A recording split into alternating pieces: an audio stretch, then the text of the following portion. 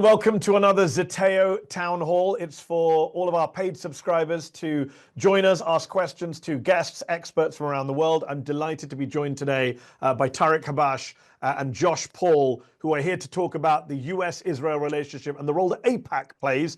They wrote a piece for Zeteo. If you're a paid subscriber, as you are, because you're on this town hall, you will have got it in your email. I've got it right here, Debunking 6 AIPAC Myths about the US-Israel relationship. And that piece is based on a policy paper that they put together for their new think tank, which is called lobbying organization, excuse me, which is called A New Policy. Tariq is a former policy advisor at the Department of Education. He quit in January of last year over Joe Biden's support for genocide in Gaza.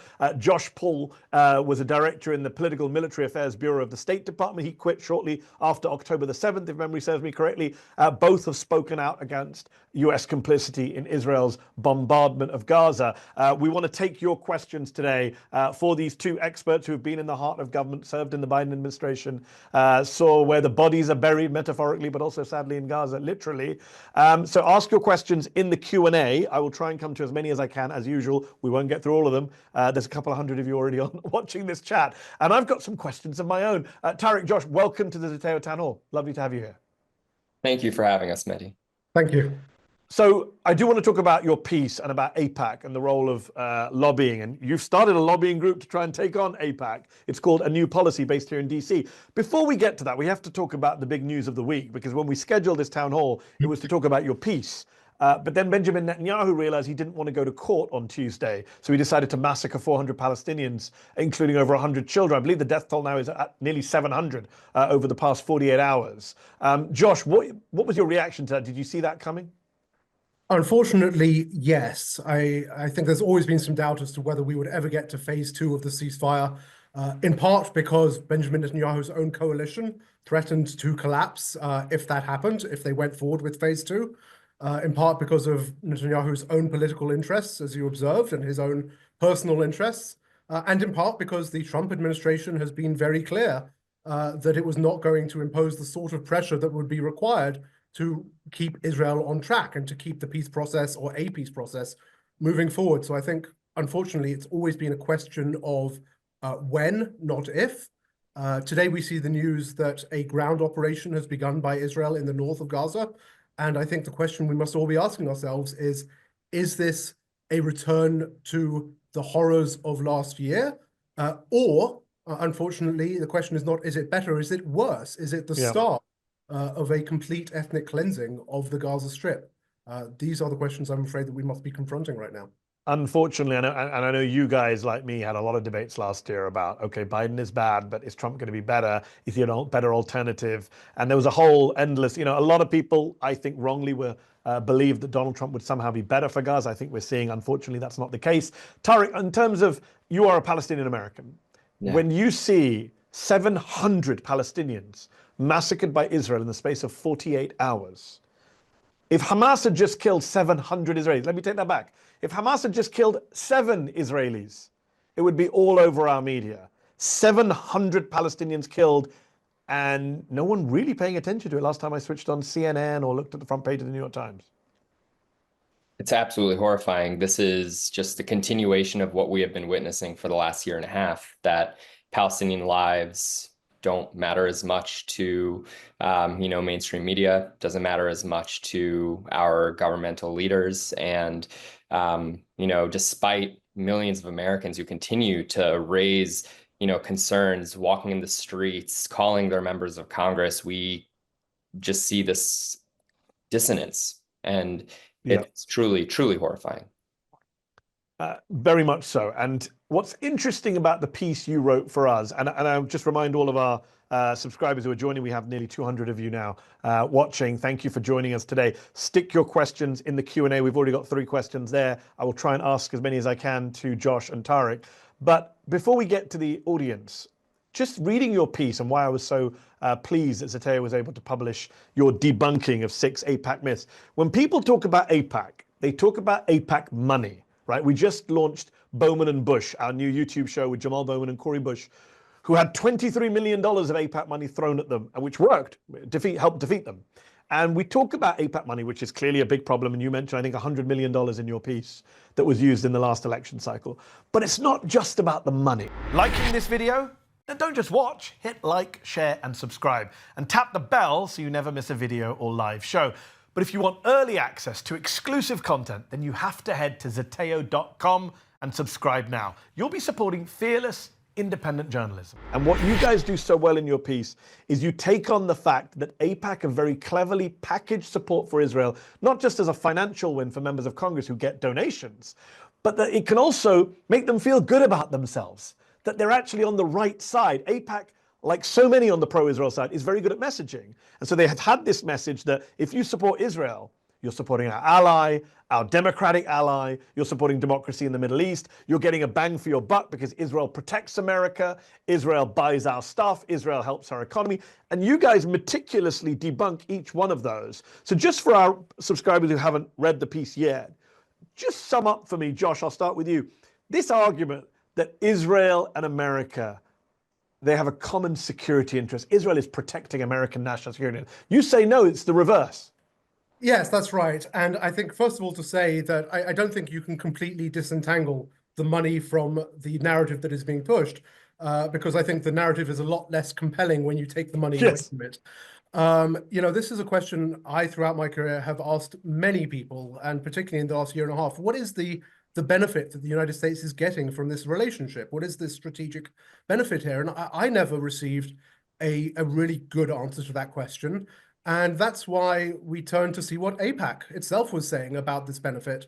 And as soon as you start to scratch away at their arguments, they collapse. There really is, it's a house of cards without a lot of substance behind it. So to take the example you gave on this question of security benefit, the argument is that, well, we have, Israel is an important security partner.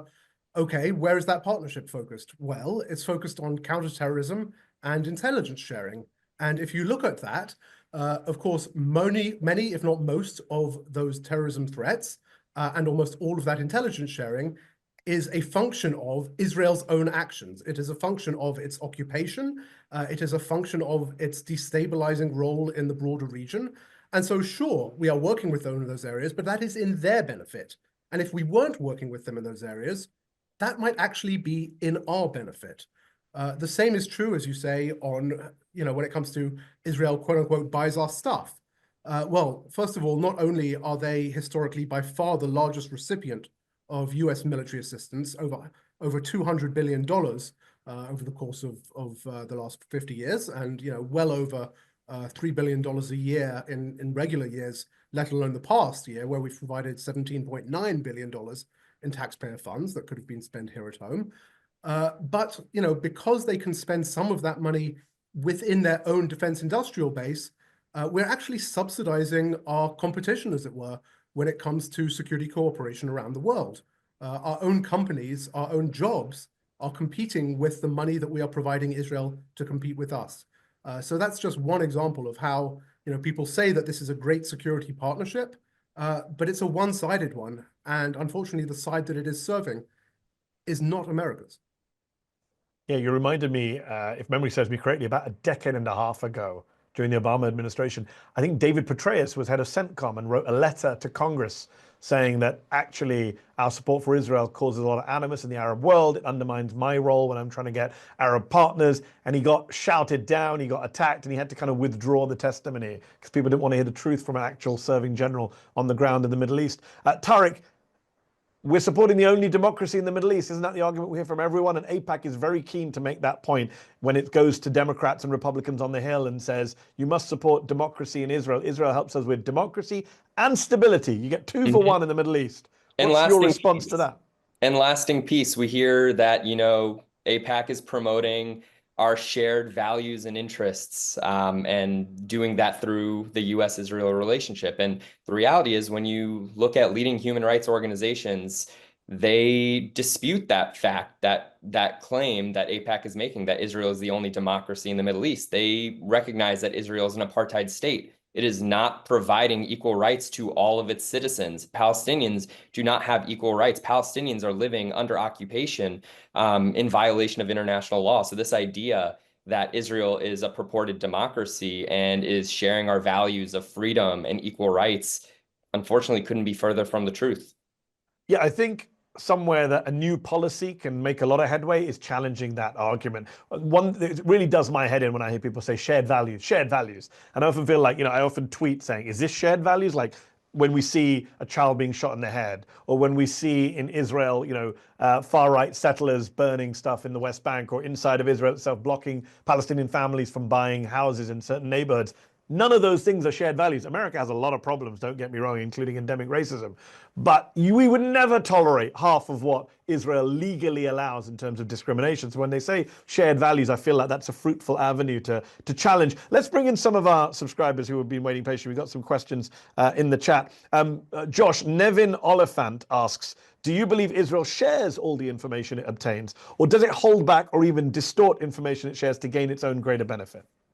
No, it absolutely distorts and holds back information, or in some cases even presents, I would argue, false information, or certainly misleading information. And I saw this several times in my own experience in government, whether it was the instance of the killing of American journalist Shireen Abu Akleh, or whether it was Israel's behavior during the last conflagration with Hamas, the 2021 strikes. You will recall that during that conflict, Israel struck a high-rise building, destroyed a high-rise building in Gaza that housed journalism outlets, including the Associated Press. And the State Department did go to Israel and demand an explanation.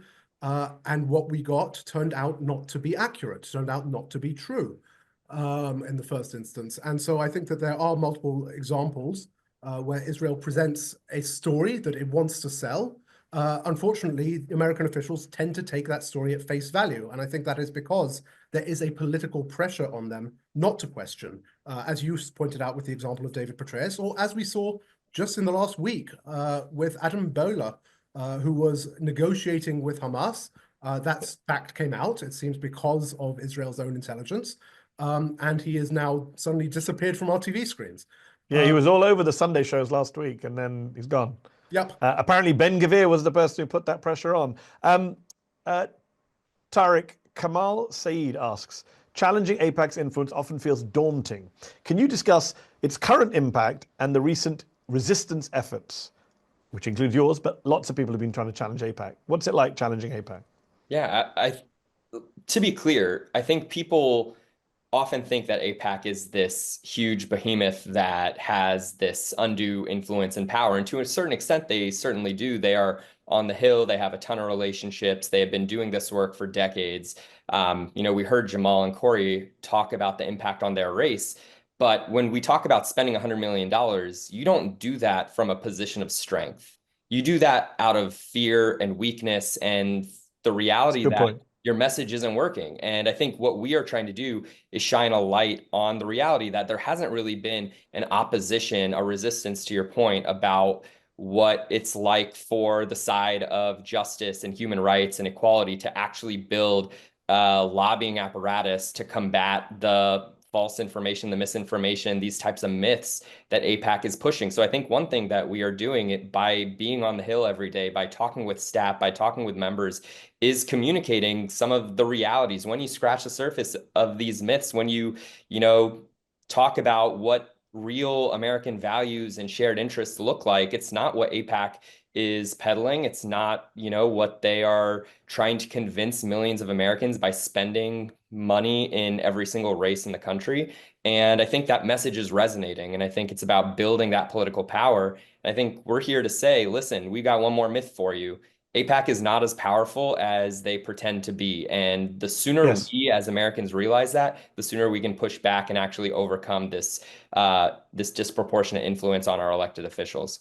It's a very good point, because it can lead to a situation of hopelessness where you think everything's stacked against you, the system's rigged, there's nothing I can do, they're too powerful. Sometimes it, as you know, can trickle into anti-Semitism, where you're like, well, this is the Jews, they control the world, which is obviously false. It's a lobby group. It's as powerful or as weak as any other lobby group. Whenever I talk about AIPAC, I make it very clear that I'm against a lot of lobbies, not just AIPAC. I'm against the NRA. I'm against Big Pharma. I think we should be taking on all of these corrupt special interests in DC. It just happens to be the case that there's one you're not allowed to talk about, and that's where you get into trouble. Medea Benjamin, I assume Medea from Code Pink is in the chat. Welcome, Medea. Asks Josh, what % of the $3.8 billion has to be spent in the US? Do we know? So under the current memorandum of understanding, 80% of it has to be spent in the US. Now, that was supposed to be zeroed out at the end of the 10-year period ending in 2028. However, you'll recall that this year, Congress provided an additional several billions of dollars in foreign military financing to Israel. And under the law that Congress passed in last year, the Secretary of State can apply all of that to be used in Israel if he so wishes.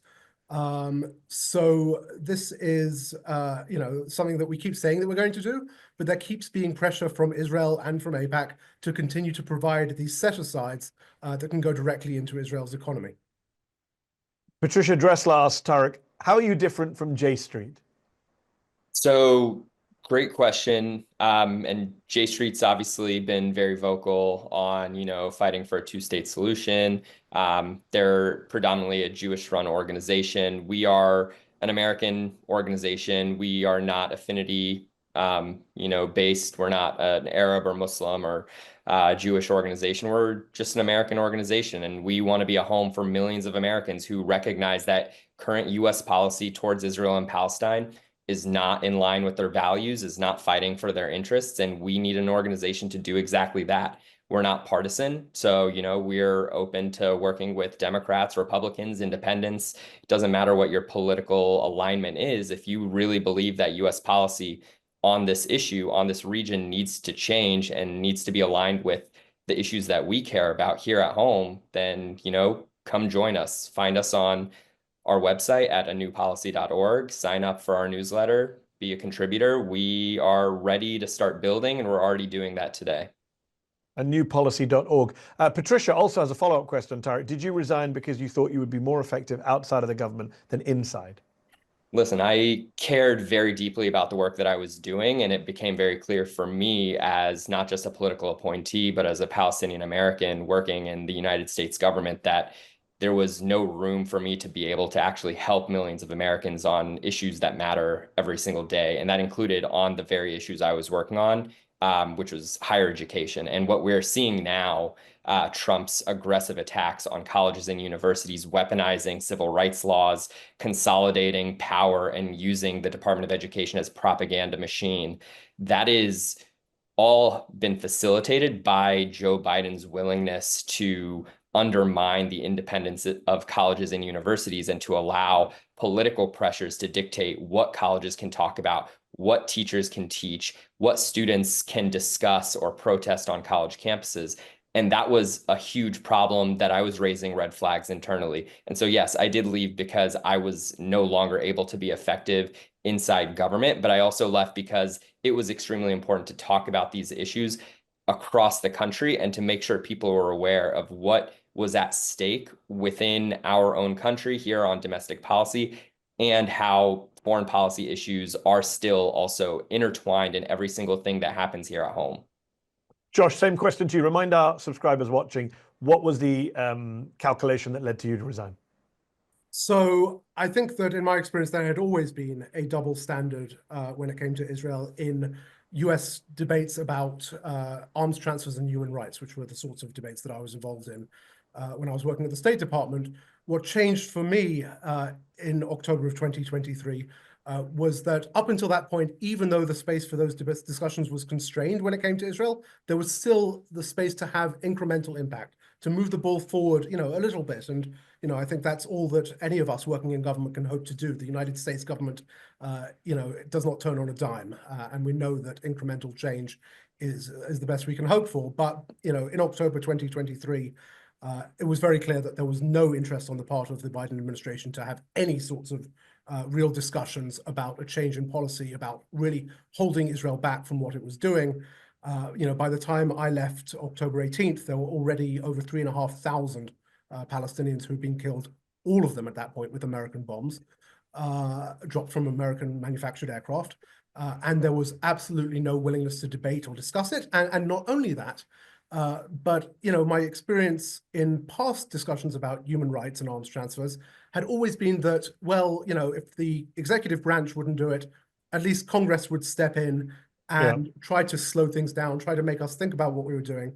In this context, the same people who had reached out to me before to say, hey, let's slow roll this, let's talk about human rights concerns, were the same people picking up the phone now to say, why aren't you moving those bombs faster? And so for me, Josh, you know that your critics on the pro-Israel side would say, hey, Josh Paul worked in the arms sector of the State Department. How come he didn't resign when Donald Trump was giving weapons to the Saudis, to MBS, to bomb Yemen? What's your response to that kind of criticism? So I've raised concerns throughout my time in the State Department because unfortunately America does have defense cooperation relationships with a number of countries whose human rights records are, dubious doesn't even begin to come close, right? Yes. Again, the difference here was that in all of those circumstances, even under Donald Trump in his first term, there was the space to debate, discuss, to hold things back while we had those discussions, and to flesh them through and to move the ball forward. Again, what changed here and what was, I think, in some ways in American policy history unique under Joe Biden, certainly until what we see now with Donald Trump, was this unconditional support, this unwillingness to pause even for a moment and say, wait a second, is this in America's interest? Or even for that matter, is this actually in Israel's interest? There was just no space for that debate. And that is what's unique about this. It's not because it's Israel per se, but it's because it is that cessation of debate. And that is something that we see in policy circles. But of course, it's also something we see playing out across America in our academia, in our private sector, and in our public debate. Tariq, Jason, where is I? Oh, I lost a question. Jason Fitzsimmons asks, how do you address the constant claim that Israel has a right to defend itself, especially in lands that it occupies against people it oppresses? It's a great question. I can't really fully defend it because at the end of the day, Palestinians don't have equal rights. They are occupied people under international law. There is this protection for occupied people to be able to resist. At the same time, I think that as Americans, we want to ensure long-term sustainable peace. And in order for us to do that, we need both sides to be able to come to the table and to discuss long-term peace in a way that they're both willing to have real discussions and compromise. What Israel is doing, though, it has nothing to do with self-defense. It has everything to do with complete domination of the indigenous people of Palestine, and it's to undermine their ability to survive and to live and to forcibly displace and ethnically cleanse the land. And now what we're seeing is like the real likelihood of the continuation of a genocide. I think that it has nothing to do with self-defense, and anyone who claims that it is hasn't been watching the last 18 months. It's interesting that so many Western media outlets, from the BBC to Sky News in the UK to the New York Times and CNN and the rest, they've all reported this week's resumption of crazy violence against civilians as Israel targeting Hamas. Israel goes back to attack Hamas. And then you go look at the Israeli media and you have a Haaretz editorial headline saying, Hamas didn't break the ceasefire, Israel broke the ceasefire. You often get more honest, blunt headlines in the Israeli press, tragically, than you get in the US and UK press. Josh, Penny, I can't pronounce her last name, Laprabenda, apologies, Penny, if I've got that wrong, says, Josh Paul has said in the past that the problem with Israel is not a policy problem, it's a political problem. Can you give a little more detail about the political problem, what we can do to change it? Yes, thank you. And that's a great question. And that is what our organization, The New Policy, is all about. We're talking about all of these policy issues. Should the US, cut back or suspend arms transfers? Should the US, be sanctioning the International Criminal Court? But really at the heart of all of these is a political problem.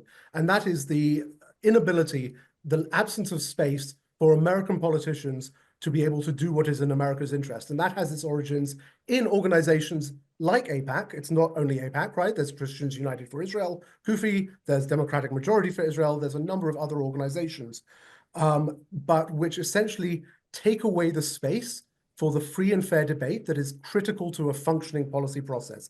For example, Tariq and I in the last year and a half have been up on the Hill meeting with members of Congress, with senators, and have repeatedly heard, I've heard directly from United States senators, behind closed doors, what we are doing is wrong. The weapons that we are providing to Israel are being used to commit war crimes, but I can't say that publicly. That is a political problem. And the fact that our own elected representatives cannot speak their minds publicly is a political problem. Until we resolve that, we're not going to resolve the policy problems. And to resolve those problems, look, I mean, it's not the world's most attractive game, the way American politics is set up, but those are the rules on the table, and we have to play that game the way it is played. And that involves lobbying, it involves public advocacy, and it involves campaign finance. And we have to be doing all of those things if we're going to be effective at this game. Yes, and it's interesting when people say policy problem. I mean, when people say, what do you want to do? Just enforce the law. When people say, what do you want Kamala Harris to do? Just say, I'm going to enforce the law. It's not that hard. The policy, as you say, is pretty straightforward. Enforce American law. Don't sell weapons to people who your own experts on the ground are saying are violating human rights. Tariq, Walid Farouki says, how can we voice our opinions safely on all of these issues when there's active suppression of free speech in colleges and universities? Now, neither of you, as far as I'm aware, are green card holders or are college students. But in general, even if we go beyond the Mahmoud Khalil or the Indian student who was just picked up by masked agents in Arlington, the Georgetown postdoctoral student who's just been disappeared, even if we go beyond the horror show we're seeing on campuses and with foreign students and foreign green card holders, Americans in general, as Josh just pointed out, Tara, American senators are afraid to speak their minds. So how do you, someone like yourself, setting up a lobbying group, coming and speaking about media, how do you kind of calculate the costs and benefits, the risks and advantages when you're speaking out on something as incendiary as this? We have to normalize speech. It's our constitutional right to be able to express ourselves on issues regardless of whether people agree or disagree with us. We have to make sure that everyone has the ability to have that type of discussion and debate and conversation. And that means that includes any persons that are here in the United States, regardless of whether they're citizens or not. So if you're a citizen like me, like Josh, like millions and millions of Americans who are watching what's happening, it's like, this is crazy, this is scary. Well, people who are here on green cards and people who are here on visas, they also have those rights, and we have to make sure that we are leading with our voices so that they have an opportunity to equally express themselves as protected under the Constitution. And that means giving our politicians space to be a little bit more brave too. That's why we're doing what we're doing. It is so important that we don't undermine our American rights and freedoms to protect Benjamin Netanyahu, an extremist Israeli regime. That's what AIPAC is advocating for. They're not fighting for American interests. They're Israel first, and that is dangerous. They're also as Tariq, as Corey Bush and Jamal Bowman made clear in their show for us last week, and people watching the Zoom call, please do check out the first episode of Bowman and Bush, which is on YouTube right now. Covers a lot of this territory from the inside, what they had to face. Corey Bush makes the point that another kind of important argument that even centrists and liberals, not just leftists, should be making against AIPAC is that this is not even a bipartisan organization anymore. There was a time when it was very proud of being equally Democratic, equally Republican. And while it still has a lot of Democratic politicians turning up to its events, it funded insurrectionists. It funded Republican members of Congress who tried to overturn the government. It has a lot of Republican donors putting money into AIPAC, which then goes into Democratic primary races. That seems to be a fairly straightforward place to kind of attack them, right, Tariq? Yeah, absolutely. And one thing I'll even point out is AIPAC continues to advocate for policies that Benjamin Netanyahu wants. And look at what he tweeted last night. He's essentially talking about what it means when you have a far-right strongman in power, attacking the deep state that is like the progressive left-wing parts of their government. Like, I think that's dangerous. I think it's dangerous to allow an organization like AIPAC to, infiltrate all political parties while also running off of extremist money off of like a single party. I think that's un-American as well. We need to make sure that Americans are, vocalizing the issues that they care about and that they're able to communicate with their elected officials, through whatever means and pathways that are available to them. And that's what we're trying to create that space for. So, of course, AIPAC would say, hey, this is all a conspiracy theory. We're not infiltrating anything. We're an American group. We're lobbying our politicians. We're doing it in a bipartisan way. Obviously, a lot of people push back against that narrative. Zayad Ali in our chat says Israel is the only country that has a super PAC here in the US. How can that be stopped? Now, of course, again, AIPAC doesn't like that. AIPAC says we are the American Israel Public Affairs Committee. We are not an agent for a foreign government. But interestingly, correct me if I'm wrong, Josh, the predecessor organization to AIPAC, the Kennedy administration talked about registering it as a foreign agent, RFK. who was Attorney General, had a debate about doing that. I believe Senator William Fulbright, who was chair of the Foreign Relations Committees in the 70s, talked about having pro-Israel organizations register as foreign agents. Medea Benjamin from Code Pink asks in the chat, is there any chance to push for AIPAC to be forced to register as a foreign agent? Is that part of your strategy? Is there any evidence there to make the case that they are not operating on behalf of Americans, but they are actually just pushing the Netanyahu government's line? Because, of course, when it comes to Qatar, for example, as you well know, the Republican Party is obsessed with getting anyone linked to Qatar, Al Jazeera, whatever, register as a foreign agent. But what about AIPAC? So I think there's a broader conversation to be had here, right, about the role of money in politics, and for that matter, about the laws that govern campaign finance contributions, because I think there is a lot of wriggle room, and I'm sure that AIPAC has some pretty good lawyers who make sure that they stay within the very broad interpretation that is currently applied to our campaign finance. But I think the broader point, though, is that, of course, they are putting, the interests of Israel first. And, of course, they are in regular communication with the government of Israel. I'll give you an example there. It was very often working on, potential arms transfers in the State Department, that before arms transfers were even public, when they were just being discussed between the United States government and the government of Israel, AIPAC would be coming in the door and saying, you're going to support this, of course, right? And you're going to speed it up, right? So there is clearly a channel of communication there.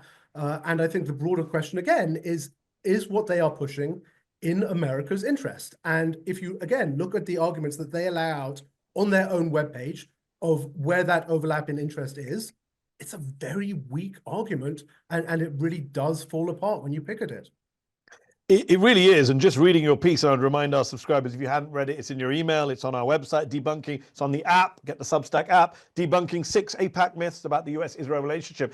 I mean, at some point, it's a great piece from you both, but at the same time, Josh, it is sometimes feels like you're shooting fish in a barrel. Like their arguments are so weak. To go back to your earlier point, you have a political problem in this country, not a policy problem. And in fact, when AIPAC go after the Cori Bushes and Jamal Bowmans, they don't make it about Israel policy. Their ads are all about the Infrastructure Act. And did the squad members go against Joe Biden? They don't actually make a positive case for Israel because they know it's a very weak time to make a positive case for Israel. So it's interesting that AIPAC don't even want to use their actual trump card, which is defending Israel when they're attacking politicians. Tariq, Carleen Joseph asks, we talk about AIPAC, but what do you think of the influence of the Adelsons on Trump? Obviously, Miriam Adelson, her husband, is dead now, the big billionaire casino man. But Miriam Adelson is one of the richest women in America. She was at the inauguration standing next to the tech guys. Donald Trump gave her a Medal of Freedom. He has talked openly about how the Adelsons really advocate for Israel and he gives them what they want because they give him money. I mean, Donald Trump has said that openly. Again, we have to be careful here because people will say, oh, you're being anti-Semitic, you're identifying a Jewish billionaire. But Donald Trump himself has said, Miriam Adelson wants me to do X, Y, Z, wants us to give Golan Heights to Israel, and we did. Now she wants to give West Bank to Israel and exit, and they're doing it. So when we talk about AIPAC, what about the role of the people, others? It's not just AIPAC, right? You've got someone like Miriam Adelson. And actually now there's new reporting out suggesting allegedly that she's also behind a lot of the anti-campus protest crackdown. She's been pushing for a lot of that, is the reporting.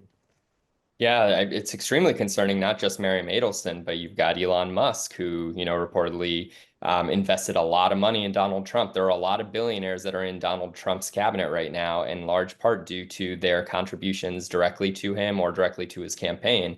And I think coming back to what Josh said, the undue influence of money in politics is a larger problem that we all have to reconcile and reckon with. And in order to play this game, you have to build these types of institutions. You got to be lobbying. You got to be having these conversations. You have to be building these relationships. And yes, you need money in politics too. Until we change this system, it is going to be part of how you make progress and how you influence people.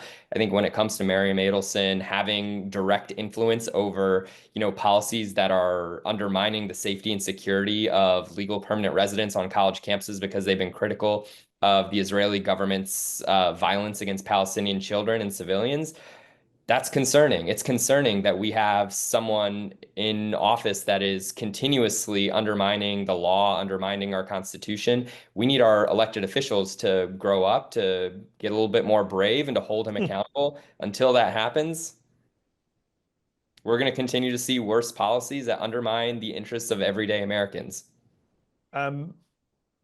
Josh, Sharon Hom asks, how can reframing narratives deal with the fact that the Trump regime's going to do a direct clash? There's a coming direct clash with judicial decisions here in the US, which aligns with Benjamin Netanyahu's own blatant disregard for international law, the decisions of the ICJ, ICC, I would add the judiciary at home in Israel.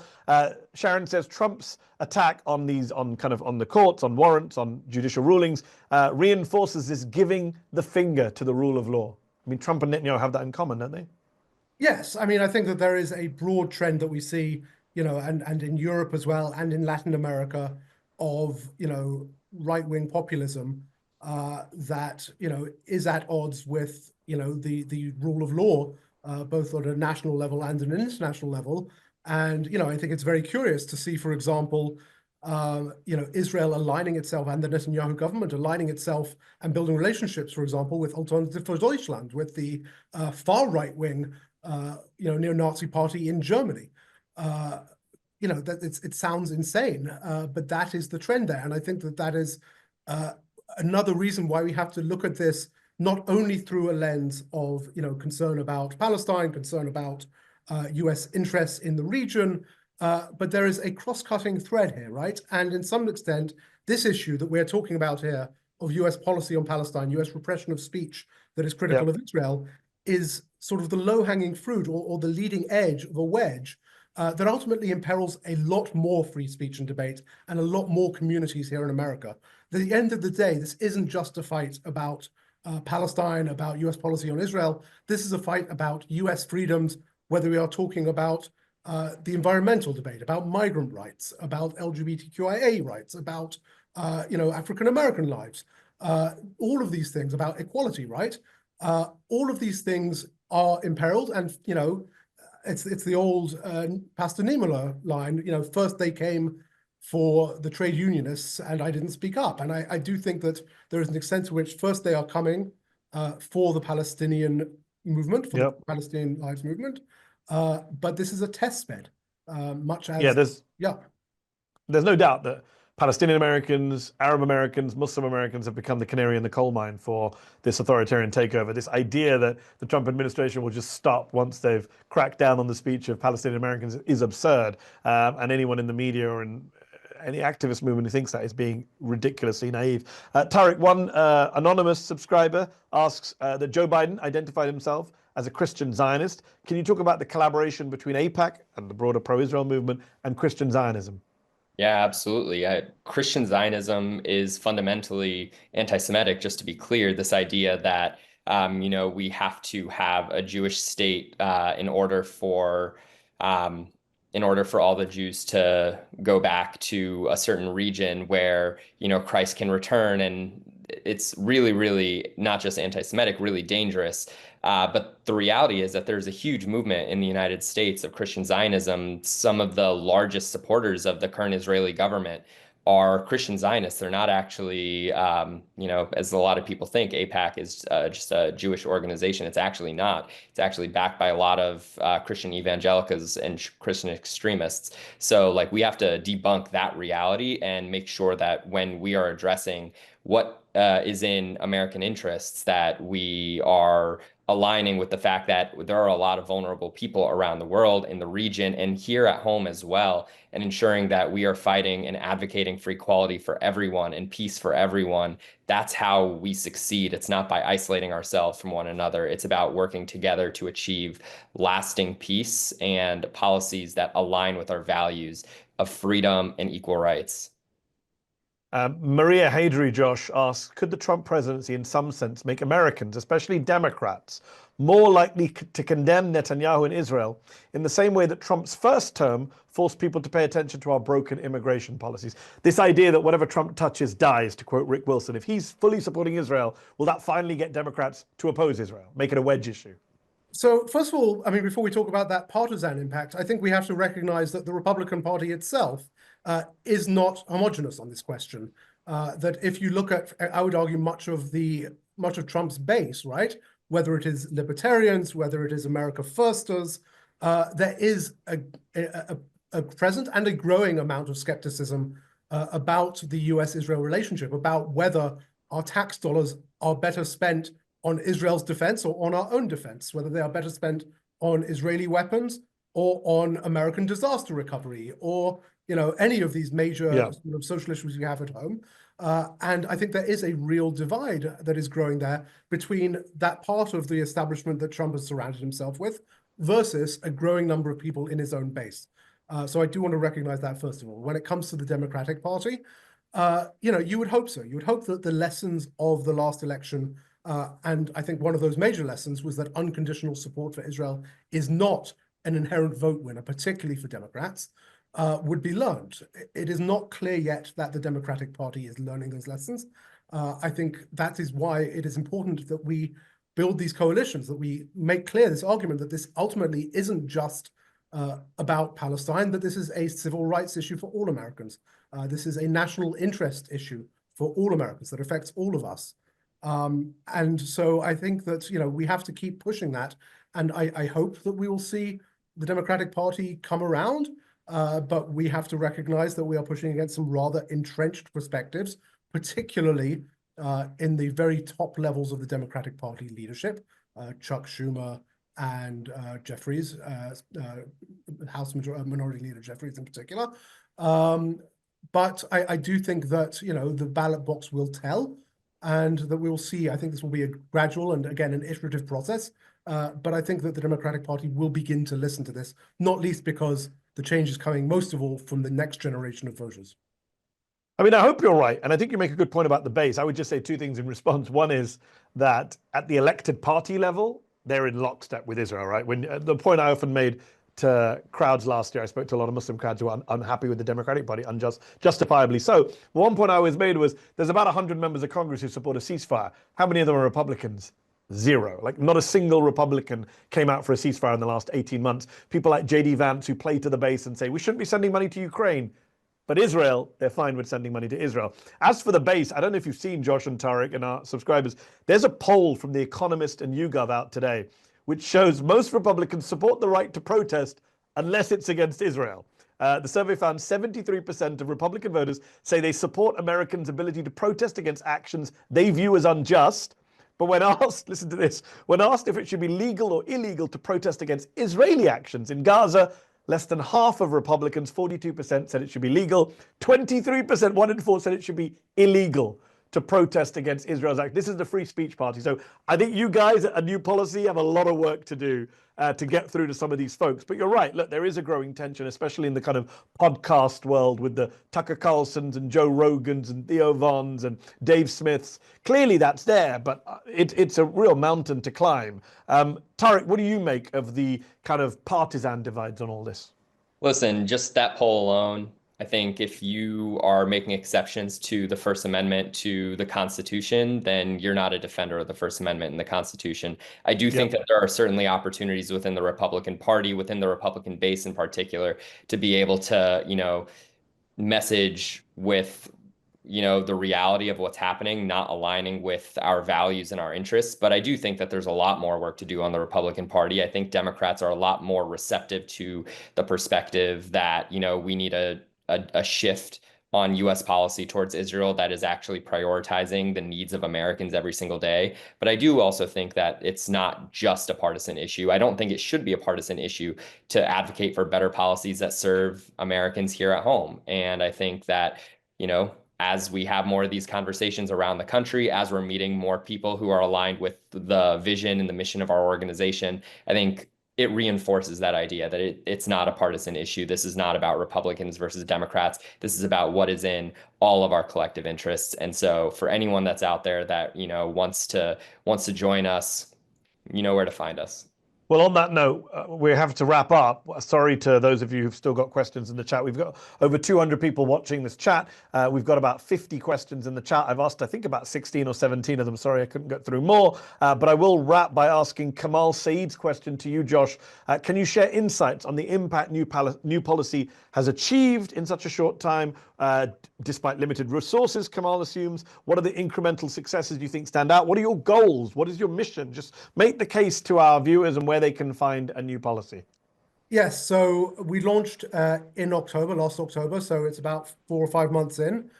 So it is still early days, but we are building a real movement from the grassroots into the American political system. And that's what we're trying to do here, right? Is take the energy and the momentum that exists, expand it to as broad a cross-section of America as we can, and then channel it into American politics in a way in which American politics will respond.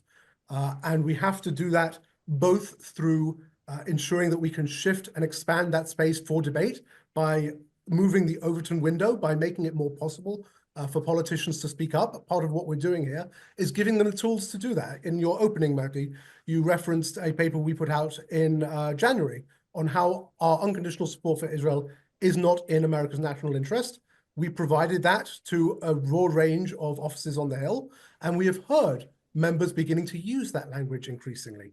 So that's an early indicator, I think, that what we are doing adds value. Of course, as we go through the 2026 election cycle, and I'm sure many, unfortunately, election cycles to follow, we have to remember this will be an incremental process. It will be an iterative process. But this is how we have that impact, by chipping away, by playing the game more professionally, more effectively, and by taking the vast number of people who really care about this issue and the vast number of people whose hearts are in the right place but feel that they can't speak up on it, and finding a way to plug that energy and those resources into American politics, because we know it works. We've seen other people do it. We've seen AIPAC do it. We know it can be done. We know it can be done. That's the challenge. Guys, everyone watching, Tariq, Habash, Josh Paul, thank you for joining us today. Thank you for writing your excellent piece. If you haven't read it, do check out Debunking 6 AIPAC Myths about the US-Israel relationship. Check out anewpolicy.org, which is their new lobbying organization based in DC. Do please, if you are paid subscribers, make sure you renew. I know a lot of people's renewals are coming up because we're nearly a year old. Thank you. Get your friends and family to sign up as paid subscribers to Zeteo, because Zeteo cannot exist without all of your support. Independent journalism cannot exist without all of your support. And I would tell you all also, check out our new show on YouTube. Bowman and Bush, Corey Bush and Jamal Bowman, their first episode is on this very subject, on AIPAC. Thank you all for watching. Thank you, Tariq and Josh. See you all soon. Thanks, Mehdi. Did you like this video? Don't forget to subscribe to this YouTube channel and turn on notifications. For exclusive content and to support our independent, unfiltered journalism, head over to Zeteo.com. Your support matters.